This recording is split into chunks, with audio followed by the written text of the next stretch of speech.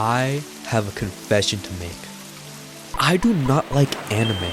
Okay, that's sorta not true. I love One Piece. I had a huge One Piece phase back in the day, and I like Gintama, but that's it, okay? The weird thing about me is I have these periods where I binge anime for like a few weeks and I get burnt out and stop watching completely. But you know what I do love?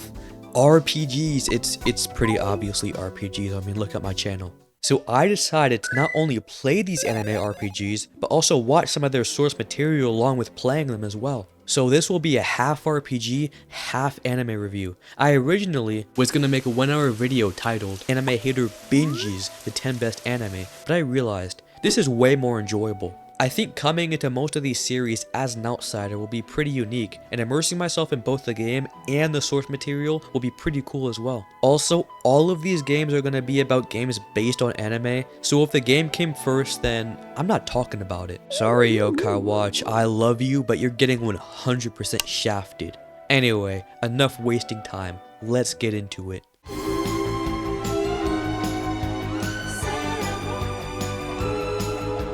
Bishoujo Senshi Sailor Moon Another Story. I know absolutely nothing about Sailor Moon. Like, I genuinely know nothing about this series. You could tell me it's a crime thriller, subtly critiquing the current state of modern Japan and how young women are treated in society, and I'd probably believe you. Hell, maybe it is that. I haven't even watched it as of writing this. Sailor Moon has so much media surrounding it, yet during my 18 years on this earth, I haven't glanced at any of them. Not gonna lie though, it seems like my type of stuff. I love 90s anime, and I also love the Powerpuff Girls. Seriously, when I was younger, my sister was like obsessed with the Powerpuff Girls. She'd watch it all the time and I hated it. I thought it was girly and lame and cringe.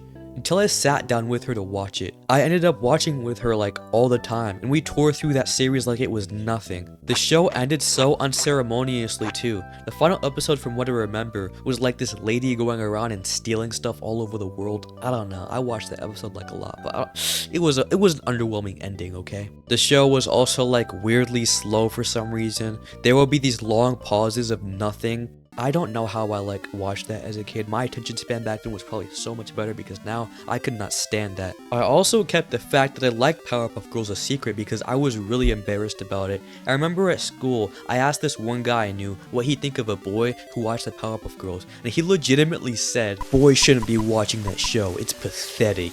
I also remember playing a word game, and I lost because it forced me to spell the word buttercup, and I didn't want people to find out that I actually liked the show, like anybody would even notice. Man, what a great childhood right there. Anyway, the 2016 reboot is a spawn from hell, such a good opening for such a show. And now in 2025, we're here. Sailor Moon, the 1992 show. Despite loving old school anime, I don't really watch it that much. Hell, I don't watch that much TV anymore in general, unless it's a K-drama. Man, I love that shit.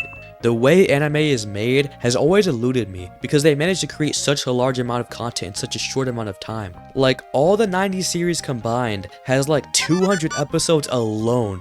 As a kid, I always loved the way anime was structured with arcs. I know a lot of cartoons I watched as a kid never really had overarching stories. And I love when shows have continuity like that. Adventure Time and Regular Show were like in my top 5 animated shows just because of that. The Sailor Moon show itself definitely has continuity, but it's more episodic than I was expecting. Like, it really follows this monster of the week type format, with a scenario being introduced in every episode, which then results in a problem that everyone needs to solve. Each one including this amazing magical girl transformation, by the way. I've seen so many things parodying the magical girl transformation, but I've never actually seen a real magical girl transformation before. And let me tell you, I vibe with this so hard it's not even funny. I'm not gonna let society scare me off from openly admitting I like this show. I'm wearing it with a badge of honor. As you can see, I kinda sorta like this show.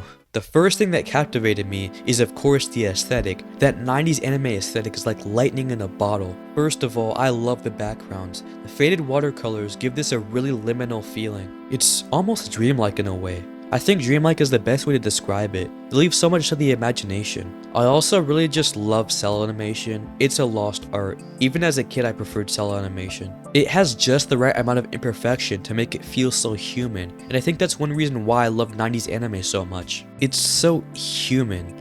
Sometimes it can feel like a nostalgic memory, a little bit foggy, imperfect, but still cozy. The show itself does so much to support this vibe. Sailor Moon is probably not aimed for me as an 18-year-old who doesn't even like anime. Let's just say this show does not have me in mind, but at the end of the day, I think the idea of a target audience is too emphasized by some people. Like, yeah, sure, this appeals to a certain demographic more than others, but at the end of the day, anyone from any background can extensively enjoy it. A lot of this show has these young characters, like, they're still in middle school, way younger than I expected, to be honest. It shows them reacting to different social pressures that people this age would probably fall into, and the evil forces take advantage of this to steal energy. This show focuses a lot on the idea of love. Not only how bad people can take advantage of love to pursue evil, but also how powerful love really is in context of good. And like, I'm not gonna lie, the joke I made earlier about this being a critique on modern society isn't entirely untrue. Of course, these fictional characters take advantage of young impressionable people for their own personal gain, and you know, they do it in the most like evil Saturday morning cartoon villain way possible, usually involving some evil monster at the end or something. But like, barring all that cartoon stuff, yeah, the exploitation of young people's insecurities and desires happens literally every single day. I think the best kind of art is able to take from modern scenarios and completely recontextualize their motives while still keeping the parallels of those real situations intact. If I watched this while younger, I'd probably think, nah, this doesn't happen in real life. But now that I'm older, oh my god, does this happen in real life? Probably even worse than is portrayed in this show. None of these villains are more evil than the Nestle CEO. This dude said water isn't a human right. And the show itself doesn't take it like super seriously. It's not extremely dark, and the stakes don't even get that high. So in that sense, it's able to remain lighthearted because it's not trying to be something it's not. I like how Usagi is really mundane as a person. Not boring, but like, if I had to pick someone to save the world, it wouldn't be her. The first impression you get of her is her being late to school and failing a test. She's so me for real. And it's refreshing watching an anime character that's not like amazing at everything and genuinely has flaws. It gets kinda tiring watching perfect characters who always have energy to do stuff and are never irresponsible. If you give a random teenager magical girl powers, I guarantee you they are not going to take it responsibly. And as a certified irresponsible teenager, I relate way too much to her. Anyway, I have decided that when I eventually get rich, I'm going to become the biggest Sailor Moon fan of all time, and none of you guys are going to stop me. But before I talk about the game, let me tell you something. I got sponsored. You guys should know that I never take sponsorship offers, but I decided to go forward with this one because I genuinely think my audience will be interested in this. Mantis Sleep creates some of the best sleep masks I have ever used. I know many of my audience likes to fall asleep to my videos, and with the Mantis Sleep sound mask, the one I'm currently using, you can play any audio from a Bluetooth device and listen while you fall asleep. I'm a very light sleeper, so I was surprised to see how unintrusive wearing this thing felt. And like the narcissist I am, falling asleep to the sound of my own voice has helped me sleep like a baby. There are more masks such as the silk mask, the weighted mask, and one you can get for your kids so they can finally stop keeping you up. For those of you obsessed with the cozy living experience like I am, check out their website in the pinned comment or link in the description below. Okay, so I actually played this before watching the show, but then I realized that was a bad decision because I had no idea what was going on or what I was doing. So I went to play it after watching the show, and let me tell you, it was so much better. This game came out pretty late in the SNES's lifespan, in late 1995 actually. Although I wouldn't blame you if you thought this was an earlier mid-90s game. As a licensed game, it more than exceeds what I expect of it. Anime games just tend to have a better reputation than Western properties adapted into video games. For every great fleshed out anime game that comes out, there's the Loud House. Also, the Sailor Moon format just perfectly fits into an RPG. You already know these characters, so there's no need for introductions. You know the setting, you know the world, hell, you even know some of these villains, as many of the villains from the show are brought back, which acts as the plot for this game. To change the course of the future, the villains bring back past threats from the show. It's a lot easier to bring back old villains instead of making new ones, but like, it's cool and I'm not gonna complain about it. Seeing these characters interact in an albeit restricted format was super fun. Seeing how they adapted these interactions into a more limited form was really cool, and the novelty doesn't wear off.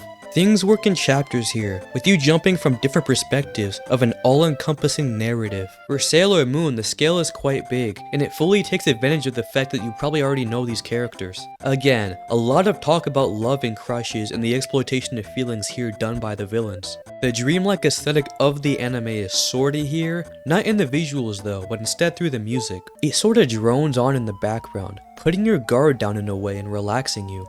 To some people, this would sound like annoying shrills coming out of the device, like you know what I mean. Your parents can hear you playing an older game and they tell you to turn the music down because it makes their head hurt. I mean, my dad outright told me as a kid that he doesn't think video game music is quote real music. I mean, come on, music's literally in the name, what are you talking about? They just don't understand for real. It's very repetitive and borderline creepy sounding. I'd hardly call the game eerie as the cheery atmosphere of Sailor Moon is still there, but the music certainly doesn't complement that.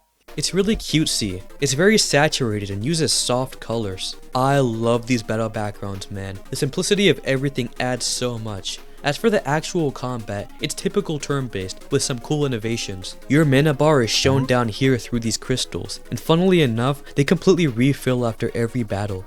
Due to this, battles are typically more challenging and require more strategy, since spamming attacks just won't cut it. There's also team formation stuff, accessories that help a ton with your stats, like not at all negligible improvements. And probably the hardest boss I've ever had to fight in any RPG ever. Yeah, I was not expecting a Sailor Moon SNES RPG to have one of the toughest battles I've ever gone through. Okay, so Sailor Mercury, a character I really like by the way, I didn't talk about her but like she's great. She has gone to the Swiss Alps trying to cure someone's sickness by finding a rare moss to cure her. But she also has to find a crystal as well, and the boss you fight to get this crystal is insane. Okay, so I fought this person like a bunch of times. I had to stop recording my footage, that's how serious it got. Basically, this thing has two phases, and both are largely attrition based. The hardest thing about this fight isn't the strategy, but instead the logistics. My first fight, I used like 25 full heals, and I just kept attacking until I eventually lost 30 minutes later. I changed my accessories, my position, stocked up on antidotes to stop getting poisoned, and it all sounds great. Sounds like the perfect strategy.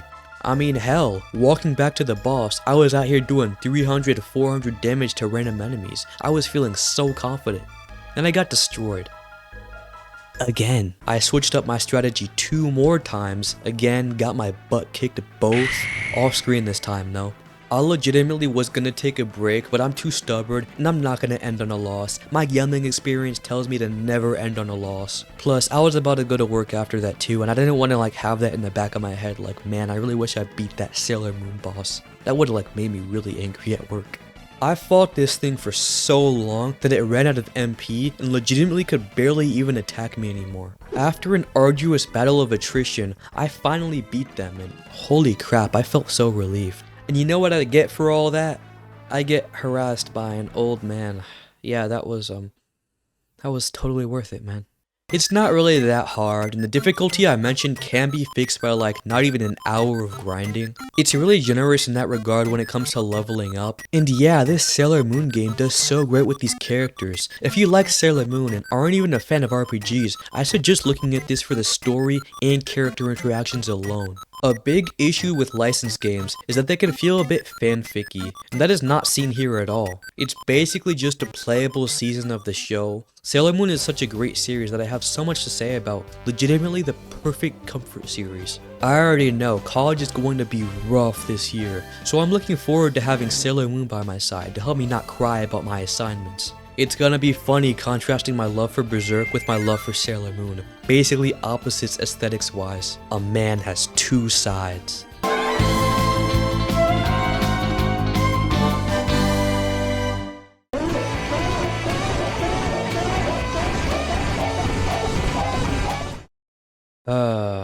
Okay. I think this is time for me to confess. I haven't been entirely honest with you this video. Hell, I haven't even been entirely honest with myself. Anime RPGs. What is this video really about? Well, this video goes so much deeper than I initially wanted it to. I was very conflicted making this video, for many reasons both pertaining to the video itself and stuff outside of it. I'm an anime hater, but I kinda realized, anime and manga has been a pretty big presence my whole life. I think this shelf of One Piece books goes to show that. While writing this video, I had a wave of dread come over me, seemingly from absolutely nowhere. I think the weight of adulthood has finally set in somewhat. I'm only 18, but what do I have? I have a job, some pretty cool friends I see occasionally, and a great YouTube channel, admittedly. But a part of me feels empty. A part of me worries I'll be in the same position I am in now in 20 years. Am I really here to talk about anime at this point? Or am I here to just reflect on something I used to love as a way to reconnect with my younger self, in a fleeting attempt to grab onto my childhood one more time before I'm fully thrusted into adulthood? Boom! Ranma 1.5 Red Cat Gang. I love this show so much. I remember seeing a trailer for the remake and I was super obsessed with it solely due to its aesthetic. I didn't even know anything about this series, it just kinda came out of nowhere. It's definitely my type of stuff. It's really lighthearted, low stakes, and has nice character dynamics. Does that carry over to the game? Well, first of all, this game is a SNES game. It's just, well, I'm not gonna hold you, this looks rough. Compared to other games on the SNES, this looks freaking rough. This is a 1993 game, and I would totally believe you if you told me it came out in 1990. Like, I thought Lagoon looked awkward. Okay, I don't know why I keep piling it on. Sorry, I apologize. It's definitely not without its charm. I mean, it has a sort of endearing simplicity to it. It truly grows on you. Or maybe that's Stockholm Syndrome, probably that. It's like that feeling I get when I play an old, somewhat crappy 2000s Flash game. It doesn't look good, but there's heart behind it. There's people who probably worked hard on this thing. But compare this to other SNES games of 1993 and, well, yeah, it kinda gets absolutely outdone in every single way. Anyway, this is a standard turn-based SNES RPG. You know, the funny thing about being an RPG channel is you kinda run out of things to talk about in certain instances, huh? What more can I say about this game that I can about the million others I've talked about before? One thing I've always noticed in decent licensed games is that a lot of the time, they're rather basic. The novelty of playing comes more with knowing the source material and getting immersed in the world, rather than anything else. I know there's a Ranma fan out there who probably don't play about this game, and that's awesome. Where the heck was I going with this? Oh yeah, this game is ridiculously basic, like to the point where it's hard to even write about. And it's not the bad kind of basic, it's the type of basic where I genuinely just don't know what to say. It's like trying to review water. I mean, like, what do you want me to say about this? It's clear, I can't taste it. Speaking of water, the transformation mechanic is in this. I always love seeing licensed games implement weird stuff of the show into their games. Anyway, call me Ryuga because I got completely lost and wandered in circles for quite a bit. And talking about this game for any longer will probably feel like I'm talking in circles as well. So let's check out the show. Ranma 1.5, no, don't grill me on how I pronounce the name, is a weird show. One that is much weirder than I was expecting. It features this guy Ranma, who is set to marry a girl named Akane. The two hate each other, and it's the pretty typical they heavily dislike each other, but actually secretly love each other, but don't know how to show it. And take their frustrations out on each other due to these emotions. You know, pretty typical trope stuff. Here's the thing though. Ranma can gender bend. Well, not really by will. He was cursed during his training in China when falling into a pool that cursed him to be a girl whenever he touches cold water. This applies to multiple characters. His dad who becomes a panda, and Ranma's rival Ryuga who becomes a pig and creeps on Akane. Also, I watched the remake, but I'm using footage from the original for copyright reasons. And also, I want to stay consistent with the 90s anime aesthetic, you know?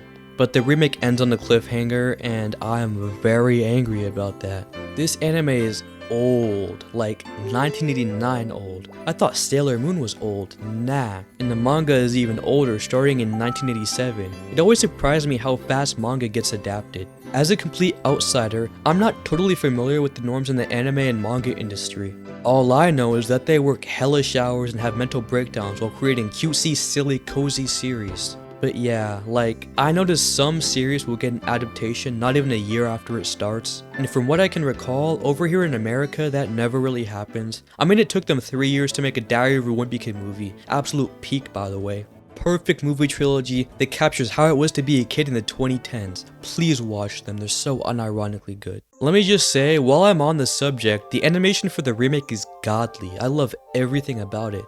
Thank you, Mappa animators. I know you can't hear it from your basement, but I really appreciate your contribution to this show. It's so well animated for literally no reason. Like, it feels like they're trying to flex on us or something. We can explore our workers so efficiently that every frame of this show is legitimately a masterpiece. Never change, Mappa. actually do change. What am I talking about? I know I said I love the old anime aesthetic, but the way the backgrounds and characters are drawn here is captivating. It's really stylized, the colors are absolutely perfect, and I love the subtle outline they give some of the objects in the background. When I was a younger, awkward, dumb middle school boy, I had this weird weeb phase for a bit. I think every kid in like the mid-2000s to now would have this phase where they were obsessed with Japanese culture. But like a surface level version of Japanese culture, only really seen through anime. I tried learning Japanese, I tried learning how to draw manga, but I never really tried to actually understand Japanese culture or immerse myself in it. And despite that phase being kinda cringe and dumb, I think there's something beautiful about the fact that so many people are able to become interested in a culture enough to want to learn more about it extensively. And for a lot of people, that phase ends up manifesting into something greater. They actually take the steps to learn Japanese culture beyond anime. And again, even if it's kinda shallow and dumb at first, I don't think we should discourage young people who want to learn more about another culture because it's just a phase. I mean, a lot of the time, our greatest interests start out shallow and somewhat ignorant before expanding. All that to say, yeah, my weeb phase was something else, man. I say this because this show would have satiated everything I wanted in an anime. I remember watching Pop Team Epic and being mad that Hoshiro Girl Drop wasn't a real show. You know, the joke fake out anime they put to make fun of slice of life stuff? Yeah, no, I'm still low-key mad that it's not a real show. I was craving some slice of life romance anime back then. My very first anime was called Gamers, a slice of life romance anime about this loser who dates the hot popular girl everyone likes because they both share an interest in video games. I know it sounds dumb and tropey, but it was my first, and it kinda blew my mind. It's sorta a subversion on romance anime while still indulging in the same tropes they're making fun of. And I look back on it very fondly. It's crazy what anime can do to such a young mind. Kid me would watch a lot of romance anime and slice of life stuff and become depressed when it ended. Then I'd reflect on my life and be like, damn, I don't have a hot nerdy girl in my life to love me like this. It seems like that happens to a lot of anime watchers. Like it's a phenomenon at this point. Don't watch slice of life anime if you're lonely, trust me. It'll only make that loneliness even more crippling. I don't have this issue today because I actually have a social life now and I'm not a moody middle schooler anymore. But I kinda feel bad about waiting till I had real responsibilities to actually maintain a social life.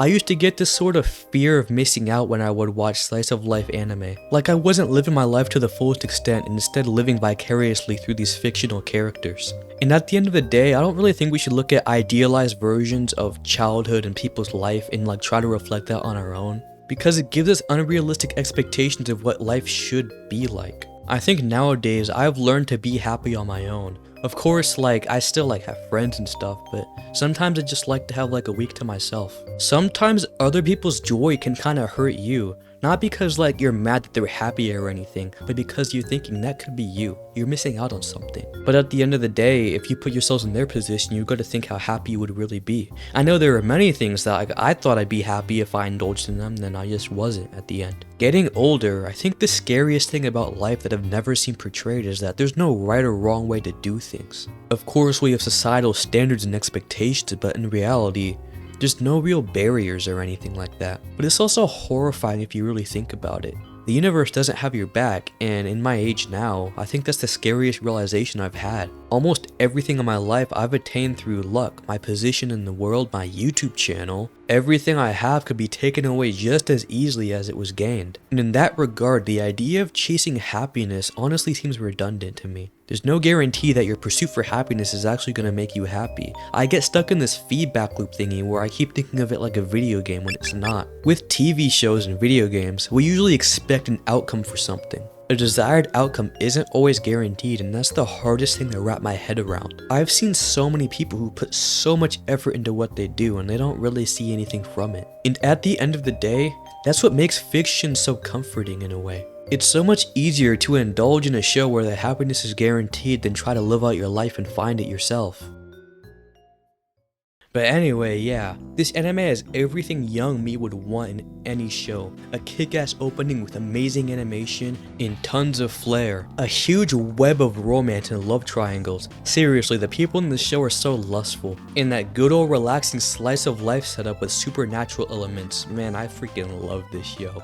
I'm sure someone can make a really good video essay about Ranma and gender roles in 80s Japan, but I'm not smart enough to make that, so I'll let someone else do it. Instead, I'll give you a surface level personal analysis on why I like this show like a dummy. First of all, it's funny, but also not funny at the same time. Some of the stuff for real annoyed me, more on that later, but as someone who doesn't like anime, this was actually like kind of funny sometimes. It keeps a lighthearted tone basically throughout the entire thing, which makes it the perfect chill show. Most of the characters are also pretty endearing, even if so much of their screen time is taken up being mad at each other. They do a lot of creative stuff with the shapeshifting scenarios some of the characters are forced into, like this Chinese girl Shampoo being in love with Ranma in her boy form but hating him in his girl form, not knowing they're the same person. And for some reason, Ranma's dad really likes being a fat panda. To be honest, who wouldn't? Hell, I'd love to be a fat ass panda. It's pretty episodic, but it does have arcs, in the sense that the arcs are just like kinda larger episodes and not arcs akin to One Piece or Bleach. Most of these arcs are just like 1 or 2 episodes, and like almost every conflict in the show involves some variant of someone's lover being stolen from them, which, let me address something real quick. There's this lady named Kodachi. I do not like her. In this show, boundaries are broken a lot, but this lady takes it to another level. The show isn't meant to be taken super seriously, so I don't really dislike any villains or like any people in the show, but I don't like Kodachi. Hey, you ain't too fat and ugly to get motherfucker. I apologize for my outburst. Eternal Filena is a very rare type of 90s RPG, one where almost everything surrounding it is forgotten. I'd hardly call it obscure, as it's not hard to find, yet it remains unappreciated by so many people. It's the best kept secret of the 90s for sure, and what I find crazy about Eternal Filena is that the game is the most well-known thing surrounding it. Eternal Filena was a light novel that ran from 1984 to 1994 and had a 6-episode 1992 OVA. It's basically an anime game about magical lesbians fighting an evil empire, and the SNES game makes it seem way cooler than it actually is in the anime. Okay, so here's the thing. So far, I've been gushing about how much I love 90s anime and how great and amazing it is. Eternal Filena is what I'd say is an opposite of that. It's not bad or anything, don't get me wrong, but I think it goes to show that there's also a lot of okayness to be found.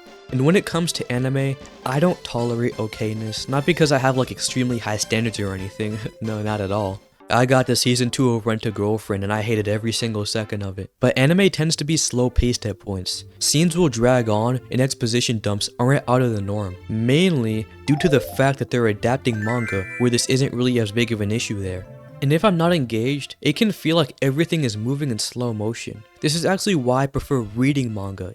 The light novel for Filena is tragic, just due to how forgotten it is. I mean, this page has 0 monthly visitors. I'm the only person in a month who's thought to check this thing out. I don't really think the anime catches the essence of the series that well, and it's honestly really sad that the way I want to experience this series is so inaccessible. No official English releases for a physical copy, the OVA wasn't even subbed until 2017. Ironically enough, the RPG is really the best we have right now. The game itself is phenomenal. I talked about it in my Super Famicom video, and it blew me away. This is what I expect from a 1995 SNES RPG. Also, throughout a lot of these games, it's really interesting to see how much Final Fantasy had a soft influence on so many RPGs, with them implementing some of the norms introduced by the series, as well as biting a bit from the unique look. Watching the anime after playing the game was such a whiplash for me, because the tones of both are pretty different. I'd hardly call Eternal Filena lighthearted, but it has its moments, which I can appreciate so much more given the events of the story. So much is done to make you like these characters, and the little details that go into how they're perceived by the audience makes me remember them to this day. Such a fantastic game.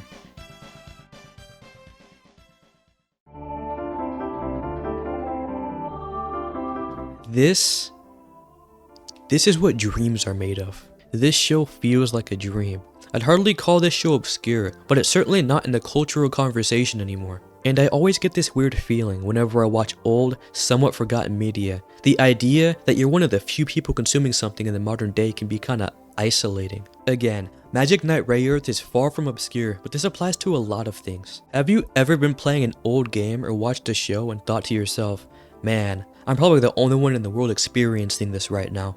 It's really scary if you think about it. And the age of the art itself only alienates you further in that regard. Like sometimes I have to wonder if the people who made this are even alive. Little bit of a tangent here, man, I've gone on a lot of these so far. I'm a pretty big NWA fan, and listening to their first album, it's sorta a collab album with a few other, much less successful artists. And while NWA rise to stardom and became pillars of the hip-hop industry, these guys just kinda, they got left behind. The most notable of these guys for me, just due to how unnotable they are, is Rappenstein. Man, they got shafted so hard. They were included in the original 1987 release of the album, but on streaming services and re-releases, they're completely absent. Apparently, they made a 1991 album that literally nobody knows about, and then they just disappeared. Not even like, oh, they have a Facebook page, or they're active in YouTube comments under their like songs and stuff. No, they're just gone. I can't find anything about them. I searched their names, their catalogs, and it seems like after this album was released, they just ceased to exist.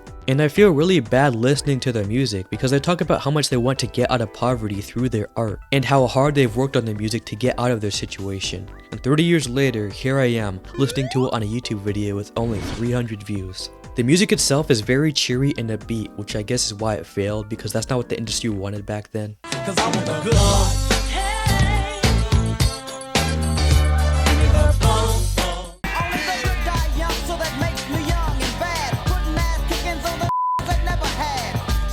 But I get this feeling of dread while listening. Again, I'm probably the only person vibing to this at all in damn 2025. But I also have to wonder what became of the people behind this. And this is how I feel about a lot of the more forgotten media. What became of the people behind this? Sometimes you get a happy ending, sometimes you get a sad ending, and sometimes you don't get any answers at all. And I think that's the saddest outcome for me. Looking at any media past its prime that doesn't really have a large cultural presence does this to me. There are so many movies and pieces of media that were probably hugely popular in the past, but are now dismissed due to it being dated and not worthwhile.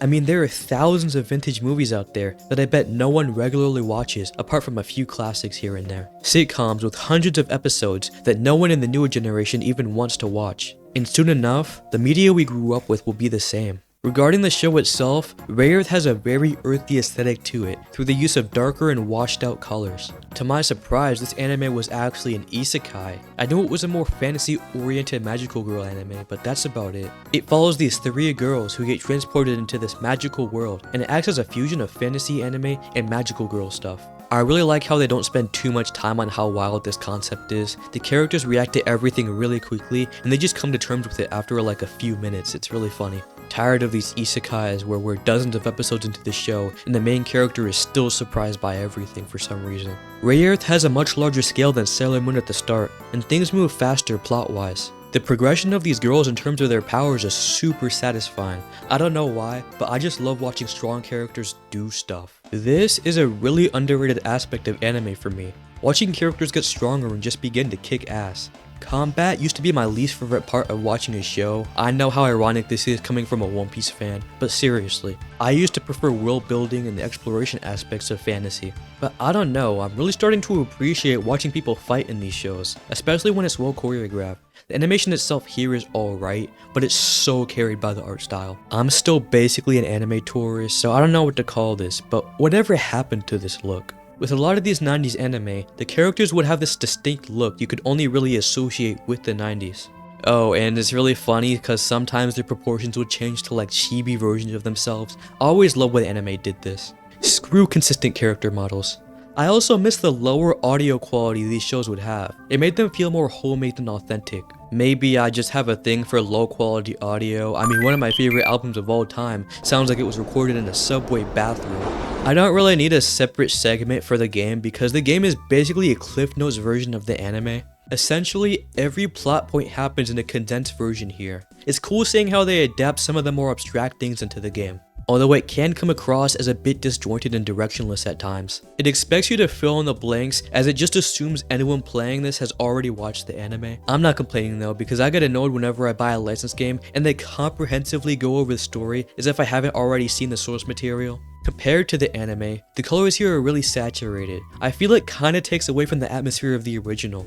The anime can be a bit spooky, not because of anything explicitly frightening, but due to the lack of knowledge the characters and viewer have over the world. And that feeling is kinda lost here. A better color palette would be an easy fix, to be honest. Also, this is like shockingly short, even for a SNES RPG. I mean, you could beat this game before even finishing season 1 of the anime. This is especially notable considering this came out in 1995. It's very generous with level ups and is actually a super easy game, and that's to turn your brain off to. There's also a really cool online page. I swear anime fans are some of the most talented when it comes to creating cool looking shit online. Rayearth has a few other cool looking games, such as a Game Boy RPG no one knows about.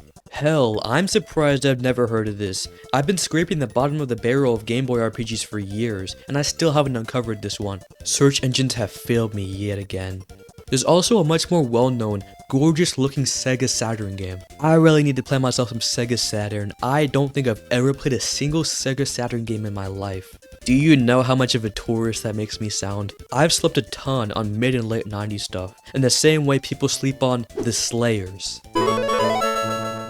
Another fantasy anime that is probably much more well known in our modern cultural landscape, mostly through older generations who refuse to let this show die. I actually recognize this show because of that. I used to watch a lot of millennial YouTubers, and I'd see this get brought up a few times. And it was also just pretty big in its time. My first thought while watching this is that it reminded me a lot of the Bone series. Some of you guys are probably yelling at the screen right now saying hell yeah, and the rest of you probably had no reaction at all.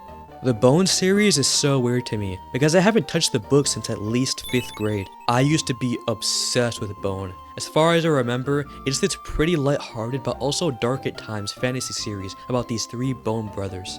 It's very Hanna-Barbera-esque in terms of the writing of the 3 brothers as well as the art style. It's like these 3 cartoon characters navigate this somewhat serious fantasy world. It's so good, and I would read it every night like clockwork. Legitimately the perfect thing to read before bed. Although it's a foggy memory for me, and a part of me just can't believe it even exists, I really want to go back and appreciate it through a different, more mature lens. I'm sure there are mature themes I missed, and as a kid, I always liked how grown up it seemed compared to the other stuff I was reading. You know, Captain Underpants. Don't get me wrong though, Captain Underpants is still peak, okay? Don't think this is a slight against it. And yeah, the Slayers really brought me back to some of those memories. Although you could say this show is even more serious at times. I really like Lena. It's always nice seeing a strong, competent person not taking themselves super seriously. Well, I wouldn't always call her competent, but when she needs to be, she is. The first episode ends with her letting this entire town get destroyed, and it's not taken seriously at all. It perfectly paints what kind of show this is in the very beginning. Guri is also great. He's kind of dumb in an endearing way where you just have to say, he's so me for real. I'm probably gonna switch to reading it just due to the fact that I can't help but associate this series with Bone, and reading it would just feel right. And also, after playing the game, there were a few characters I didn't recognize, and it turns out they're light novel only or something like that. There's a web of content I'm gonna have to wrap my head around given how much content this series had. Like seriously, it has so much surrounding it, man. Movies, multiple games, hundreds of anime episodes, special spin-offs.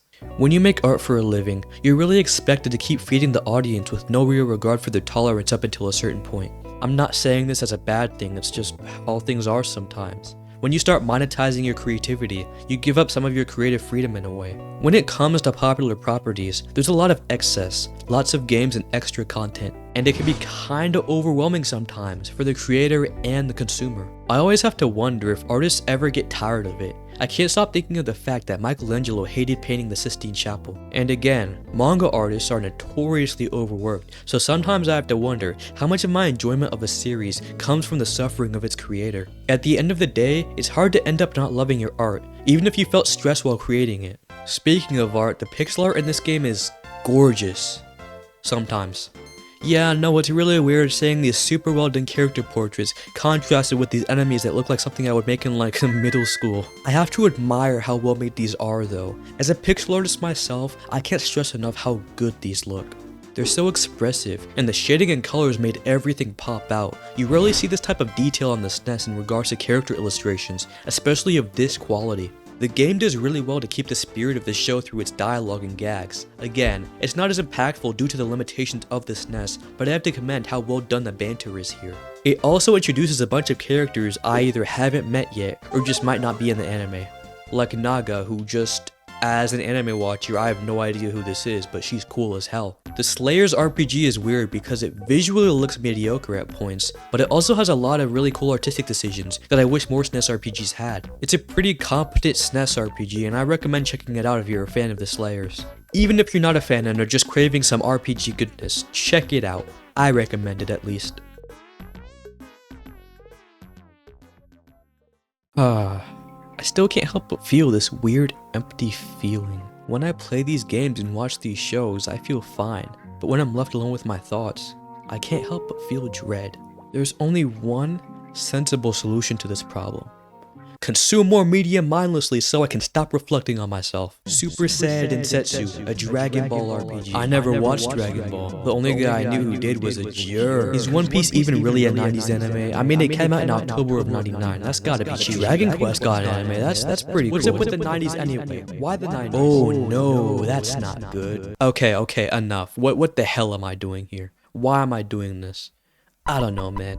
Ever since summer started, I've had this loud voice permeating in the back of my mind. I keep telling myself that when I achieve my little goals, it'll go away. After you finish this video, you'll feel fine. After you get a job, you'll feel fine. Hey, just hang out with your friends, then the voice will go away. But each time, I just end up feeling worse. I'm not depressed or anything, I'm happy with my life. But this voice keeps telling me that I won't be happy until I work harder, until I do more. I think it comes from a sense of self-doubt in myself. A very deeply buried but intense sense of self-doubt. Man, this ain't a video about fucking anime RPGs, this is a video about humanity. 90s anime resonates with me so much because it's so inexplicably human. The microphone quality reminds me that there are real people in the booth voicing these characters. People who dedicated their entire life to this. Animators who probably worked insane hours just to bring everything to life. Background artists, character designers, distributors, lawyers, authors, businessmen. These pieces of media, each and every single one of them, is a feat in my eyes. I have learned to not only value the human experience, but to also deeply cherish human creation. The 90s is so far removed from me, yet so close at the same time.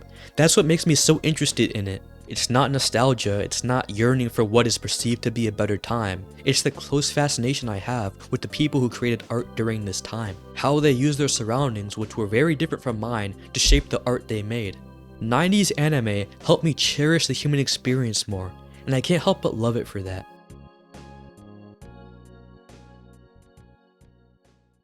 By the time this video is out, it'll be time for me to go soon. Not like leave forever or anything. I probably just won't have as much time to create as I did the past few years. But I'm so grateful that I've had the privilege to do what I do. I really am. I usually have a tradition at the end of these longer videos where I do an honorable mention segment, but honestly, I think it's time to break tradition for once. I'm so grateful I've had the privilege to do what I do, I really am. Thank you to every one of you who has been able to make this video possible just by engaging with my content. I can't thank you enough, but I'll try. Thank you.